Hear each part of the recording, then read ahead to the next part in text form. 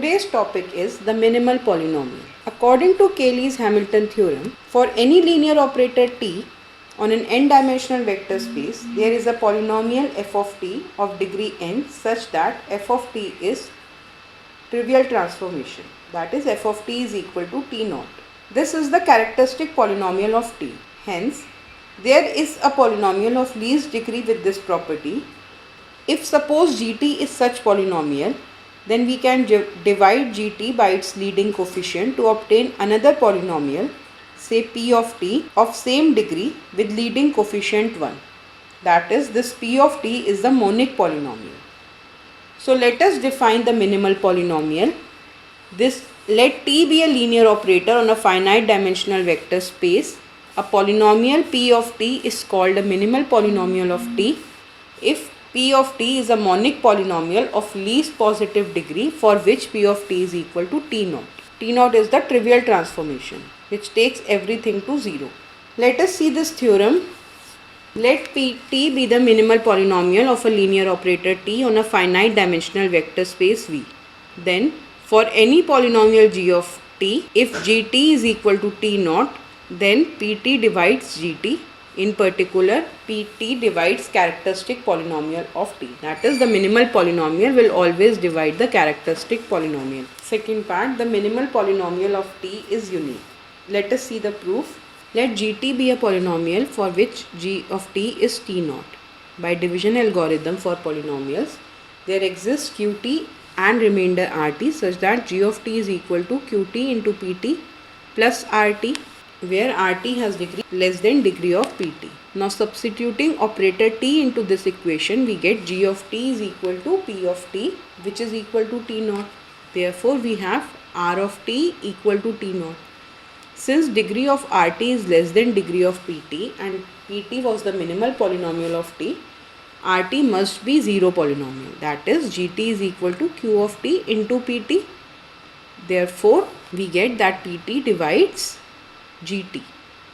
Second part, we have to show that minimal polynomial is unique. So suppose there are two minimal polynomials, say p1 of t, p1 and p2.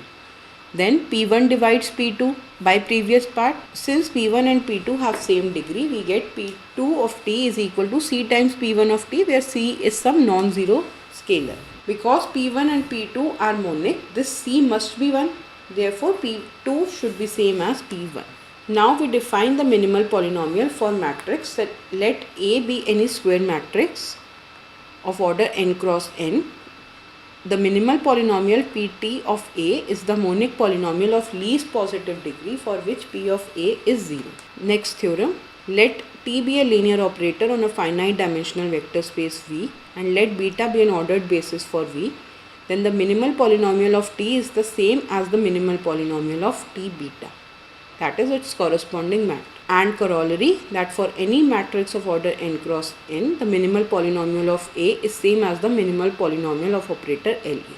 The proof can be seen using the fact that ft is equal to t naught if and only if the corresponding matrix ft beta is a zero matrix. Next we come to theorem. Let t be a linear operator on a finite dimensional vector space V and let pt be the minimal polynomial of t. A scalar lambda is an eigenvalue of t if and only if p of lambda is 0. Hence, the characteristic polynomial and the minimal polynomial of t have the same zeros. So, let us see the proof. If ft is the characteristic polynomial of t, we have done that minimal polynomial divides characteristic polynomial. So, since pt divides ft, there must exist qt's. So, we get ft is equal to qt into pt. If lambda is a 0 of pt, then f of lambda is equal to q lambda into p lambda, and p lambda is 0, so we get f of lambda is 0, that is lambda is 0 of ft, that is lambda is an eigenvalue of t.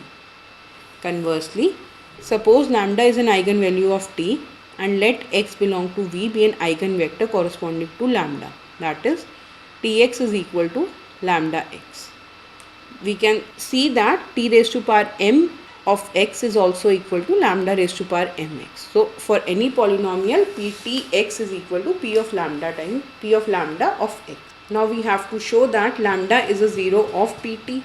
So we have to show that p of lambda is 0. So we have 0 is equal to t naught x. We have that t is the minimal polynomial of t. So we have p of t is 0. So now we want to show that lambda is a 0 of pt.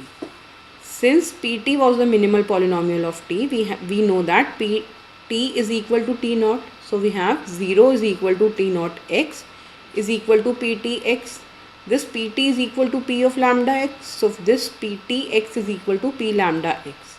Since x is non-zero, we get that p of lambda is 0. That is, lambda is 0 of p of t. Corollary: let t be a linear operator on a finite dimensional vector space V with the minimal polynomial pt and characteristic polynomial ft. Suppose that ft factors as ft equal to lambda 1 minus t to the power n1, lambda 2 minus t to the power n2, so on till lambda k minus t to the power nk, where lambdas are distinct eigenvalues. Then there exist integers m1, m2 till nk such that mi's lies between 1 and ni, and p of t is equal to t minus lambda 1 to the power m1, t minus lambda 2 to the power m2 till t minus lambda k to the power mk. So we see that the zeros of minimal polynomial and characteristic polynomial is same, and the only difference is in the number of zeros, and the number of zeros in minimal polynomial is less than the number of polynomials in characteristic polynomial. For example, if we have to compute the minimal polynomial of this matrix, we calculate the characteristic polynomial, that is determinant of a minus ti. We get this ft is equal to minus t minus 2 whole square t minus 3. So the minimal polynomial of a must be t minus 2 into t minus 3 or t minus 2 square into t minus 3. So substituting a into this equation t minus 2 t minus 3, we get p of a 0, that is, the minimal polynomial is this t minus 2 into t minus 3. Next example, we are given that t of ab is 2a plus 5b, 6a plus b. Let beta be the standard basis for R2. We find the corresponding matrix, which comes out to be 2, 5, 6, 1. Now we find the characteristic polynomial using determinant of t beta minus ti. The characteristic polynomial is t minus 7 into t plus 4. So the minimal polynomial of t is t minus 7 into t plus 4. Now cannot reduce the power of any number. T minus 7 has degree 1, t plus 4 has degree 1. So this is the minimal polynomial of t. Next example, let d be the linear operator on P2R defined by t of gx equal to g dash x, the derivative of gx. We want to calculate the minimal polynomial. Now let beta be the standard basis of P2R, which is 1x x square. Then we find the corresponding matrix. We now find the characteristic polynomial, which comes out to be minus t cube. So the possible minimal polynomial for operator d is t square or t cube. If we substitute d in t, we get d of x is 1, which is non-zero. So d is not equal to 0. Similarly, d square of x square is 2, which is non-zero. So d square is not equal to t naught. So the minimal polynomial of d must be t cube. Now we come to next theorem. Let t be a linear operator on an n-dimensional vector space V such that V is a t-cyclic subspace of itself. Then the characteristic polynomial ft and the minimal polynomial pt have the same degree, and hence f of t is equal to minus 1 to the power n into p of t. Since V is a t-cyclic subspace, then there exists x belonging to V such that beta is equal to the set x tx till t of n minus x, which is the basis for V. This I have done under the topic of invariant subspaces. Let g of t is equal to a0 plus a1t till ak t to the power k, which is a polynomial of degree k less than n. Then ak is non-zero. Substitute operator t in place of t, we get g of tx is equal to a0x plus a1 t of x plus so on till ak t to the power kx. So this gtx is a linear combination of vectors of beta having ak which is a non-zero coefficient. Since beta is linearly independent, gt is not equal to t naught. So any polynomial which have degree less than n cannot be a minimal polynomial. Therefore the minimal polynomial of t has degree n, which is also the degree of characteristic polynomial. Next theorem. Let t be a linear operator on a finite dimensional vector space V. Then t is diagonalizable if and only if the minimal polynomial of t is of the form pt is equal to t minus lambda 1 into t minus lambda 2 so on till t minus lambda k, where lambda is a distinct eigenvalues. Suppose that t is diagonalizable. Let lambda 1 to lambda k be the distinct eigenvalues of t. We define p of t as t minus lambda 1, t minus lambda 2 into t minus lambda k. Now by theorem 7.14, p of t divides the minimal polynomial of t. So let beta equal to v1 to vn be a basis for v consisting of eigenvectors of t, and we consider any vi belonging to beta. Then t minus lambda j I applied to vi is equal to 0 for some eigenvalue lambda j. Since t minus lambda j divides pt, there is a polynomial qj of t such that pt is equal to qjt into t minus lambda j. Hence we get that p applied to operator t. We replace this t by operator. So vpt applied to vi is equal to qj applied to t into t minus lambda j applied to vi, which is equal to 0. It follows that pt is equal to t naught. Since pt takes every vector in a basis to 0, we get that pt is a trivial transformation. So pt is the minimal polynomial of t. Conversely, suppose that there are distinct scalars lambda 1 to lambda k such that the minimal polynomial pt of t factors as pt is equal to t minus lambda 1, t minus lambda 2 till t minus lambda k. Now again by theorem 7.14, the lambda i's are eigenvalues of t. Now we apply mathematical induction on n equal to dimension of v. Clearly if n is equal to 1, this t is diagonalizable. Now let us assume that t is diagonalizable whenever dimension of v is less than n for some n greater than 1. Let dimension of v is equal to n and w is equal to range of t minus lambda ki. Obviously w is not equal to v. If w is equal to singleton 0, then t is equal to lambda ki. That is, this is clearly diagonalizable. Now suppose that 0 is less than dimension w is less than n.